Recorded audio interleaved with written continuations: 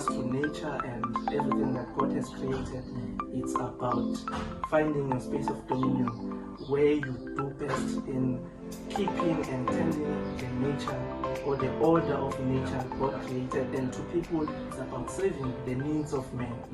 So once you find that gap or identify that area of need and the passion for you to fulfill that gap, you found your work. And sometimes you don't get paid for it. That's why we don't really follow through to it, because sometimes there's no reward. There's no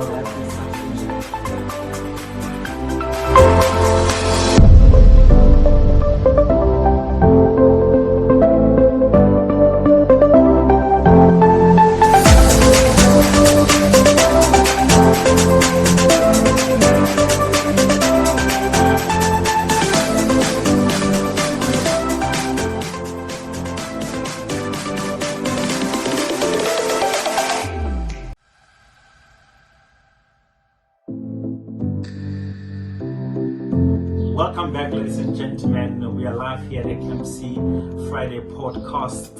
We're just hosting Lucky here, Ndlovu. We're just going to be expounding on work versus job. One of the topics that is quite important to bring clarity to people so that we can have an understanding of what does that mean. How are you, Lucky, doing today? I'm blessed, man. I like it. It's good to have you around, man. Yes. So what does it mean to you when we speak about a job and work? All right, my brother. For me, a job is what you do. As a profession. It's what you get paid to do. And work, on the other hand, is, I can say, it's a gift that God gave all of us. Definitely. So each and every person comes with a gift, that is something that you have to give to the world, the purpose why you are here. So that is what work is. I can just take us back to the Bible. In the book of Genesis, I think chapter 2 verse 15. God, after creating everything, he puts man into the garden, and he gives purpose why he is there, to tend and keep the garden. That is purpose. That was his work in the garden. So God did not just put him there, but he gave reason why he is there. So that takes us to all of us. We are all here for a reason. We are all here for a purpose, and once you find that purpose, you find your work. I think it's Dr. Miles Monroe. He says, you can be fired from a job, but you can never be fired from your work. Yes. Now that's well put, and I think it brings clarity to listeners to say, hey, look, there is a job, what you're trained to actually do, and what you are called to do. But then the confusion, drawing from what you just said, is that we grow up, and awakening happens in different times and spaces, and sometimes when we take a career that takes us to a job, we don't really know who we are. So what are the things that you think you can bring light to people to say, hey, from a young age you can actually discover work by taking this avenues or this ways to make sure that you become awakened, such that you don't conflict yourself? Because we have a context of people who says that I don't enjoy my work. I don't enjoy my work. But you have those that are saying, my work is life, and I want to do my work. I love being at work. So to fix this imbalance, what are the things that we can actually bring light to say, awaken your work so you can choose right for as long as career is concerned? So what advice have you got for people to be awakened as early as possible? So my brother, I think the main important thing is to look within you. Discover, what are you passionate about? What's your first love? What do you love most? What do you enjoy doing? Because it's something that God has implanted within us. And you discover that by actually trying things out. From a young age, you can see what things a person enjoys doing. And the biggest confusion that we get is that we grow up using the words job and work interchangeably, as if they are the same thing, but in reality they are not.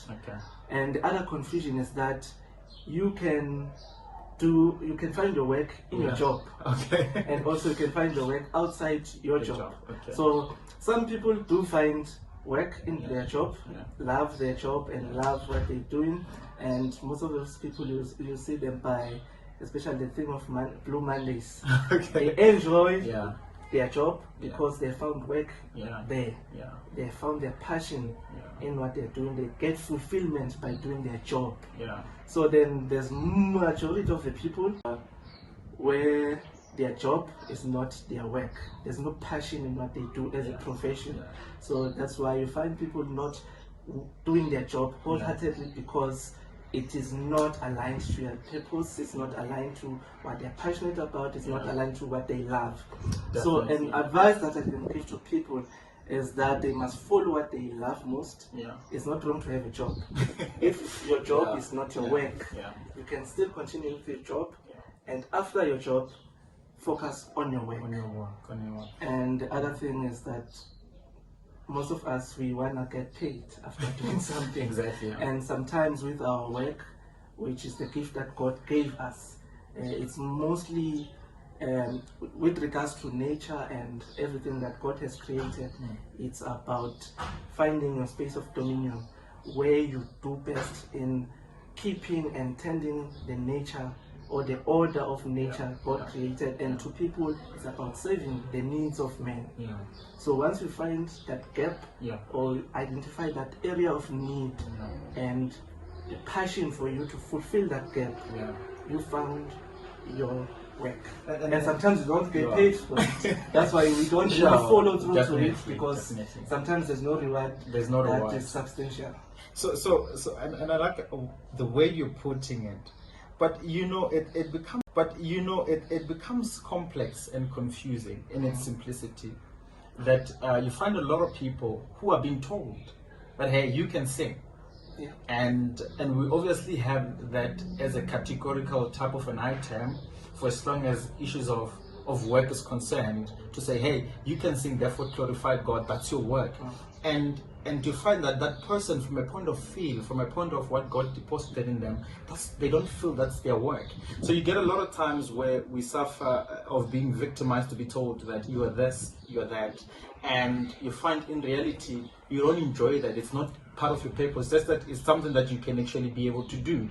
So now with those people, because I think that's where the confusion comes, and with those people, what do we tell them? What do we say to them who have been told, hey, you are smart, you're good with physics, you're good with math, therefore be a doctor?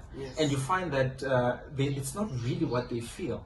So how do we bring clarity there with what you're actually good at and what you are? And so how do we create the balance? And because we suffer from a context of we are being groomed by parents, right? So they observe you growing. They don't really see what God has deposited, but they observe the abilities. You're bright, you're smart, you're able to unite people, and all. So they pick is that they don't pay your fees. Therefore, you're compelled to do that. So we are suffering that. So how can we put them to peace, to say, hey, recognize your work, therefore do your work? What message have you got for those? Unfortunately, the system doesn't favor us in terms of discovering who we really are and what are we here for. So we are being channeled to more to our jobs than what we actually love. Like the example you gave of singing. We actually channel people, especially in areas where we will benefit. Not not because they love doing that. You may find someone, they're a good singer, but they enjoy doing gardening. Even in their spare time, they are at the backyard doing gardening, planting veggies and stuff. So they find that fulfilling for them. But because we know this, it's easy on the singing route.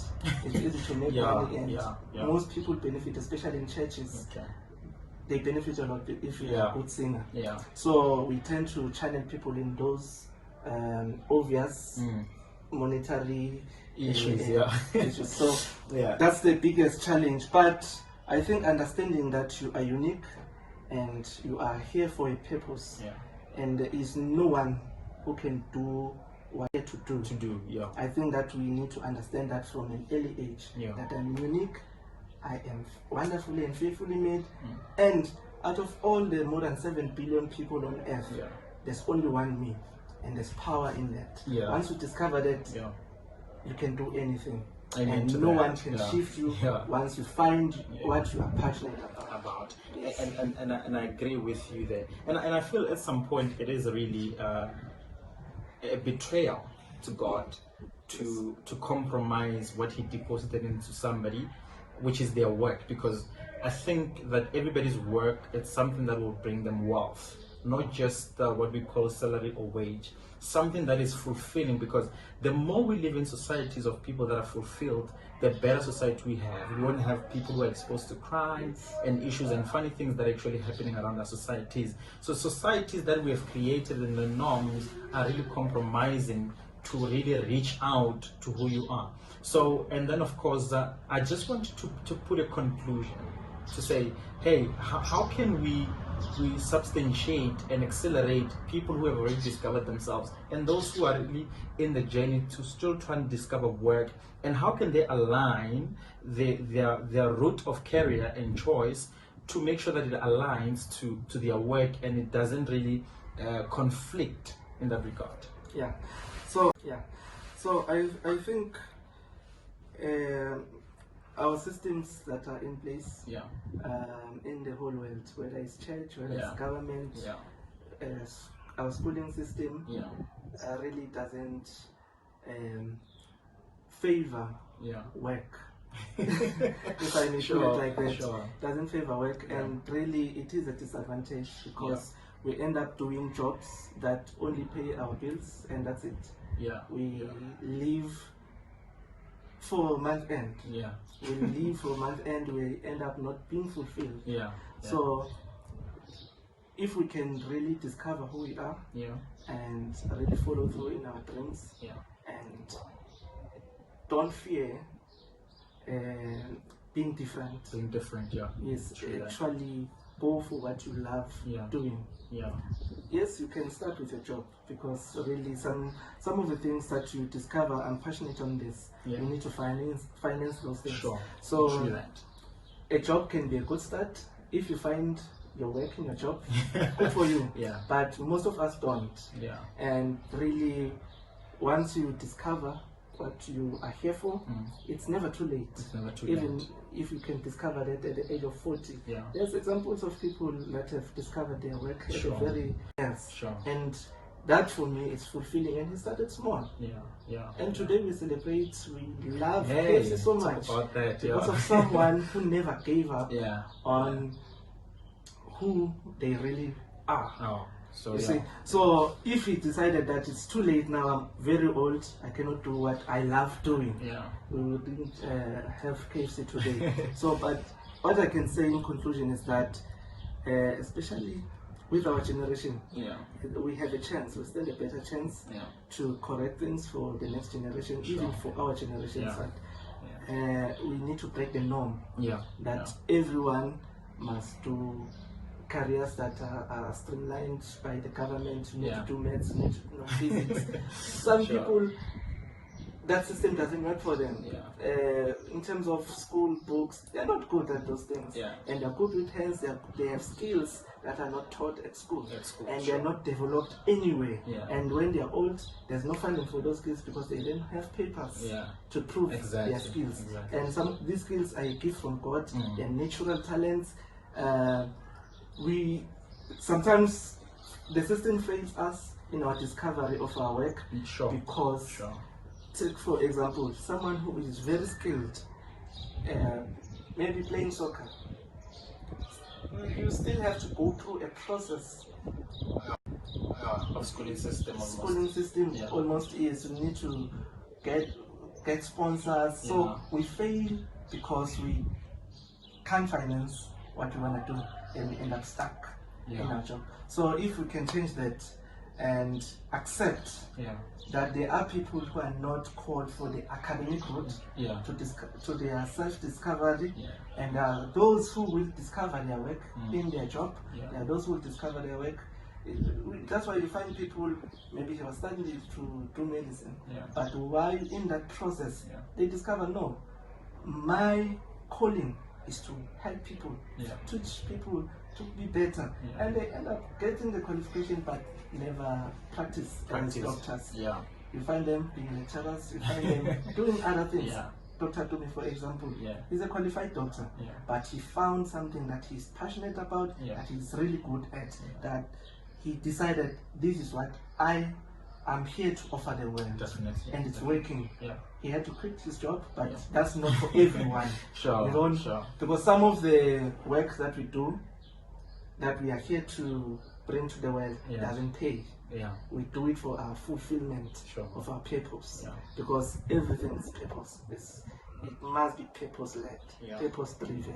Definitely. Yes. Ladies and gentlemen, that's LB Ndlovu expounding on work versus job, putting it to us that it doesn't matter at what age you actually discover yourself. It is important to really follow what you love and what you are. Obviously, there are systems that are being created that are not favorable, but then of course we can actually surpass that. We can break the grounds on that, and especially at this generation, we have the change. We have access to information, we have access and the confidence then of course of the freedom that we've got right now really does invigorate one to say, hey, remember who you are, focus on your passion, focus on the things you want to fix, focus on the gift that God gave you.